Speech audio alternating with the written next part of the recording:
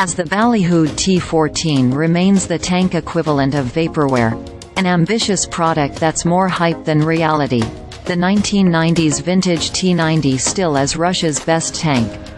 But there are a lot of different T-90 variants, some quite rare, and there are huge differences between them. The longer Russia's wider war on Ukraine grinds on, the more of the rarest T-90s roll out of storage and into battle. They might not last long, however. Which brings us to the rare T-90A Obr, 2005. A photo of a T-90A Obr, 2005 with the nickname, Taxi, apparently belonging to the 27th Separate Guards Motorized Rifle Brigade deployed to eastern Ukraine's Luhansk Oblast, circulated online this week.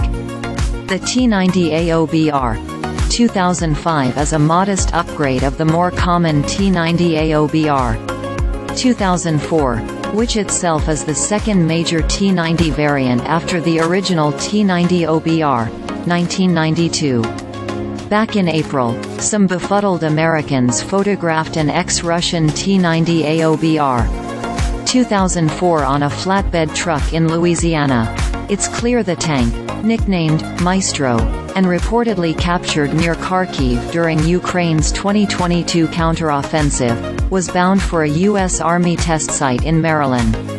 The 51-ton, three-person T-90 basically is a late 1980s upgrade of the T-72B with better fire controls, a new welded turret and superior mobility. The original 1992 variant has a Buran-PA gunner's sight with imagine-amplification for night vision. The Buran-PA is not a thermal sight, that is, it doesn't see in infrared. Instead, it amplifies moonlight and starlight. That limits its useful range to around 1,800 yards. The 2004 upgrade of the original T-90 improved the hull, turret and engine, and also upgraded the Buran-PA to a slightly better Buran-M. But the T-90A Obr, 2004 still doesn't have thermal vision. Neither does the T-90A Obr, 2005, whose own Buran-M sits in a slightly modified housing. Perhaps the biggest difference between the Obr, 2004 and the Obr, 2005 is the latter's 2A45M 5125 mm smoothbore gun, which is compatible with better ammunition types compared to the older 2A45M4 and previous 2A45M models.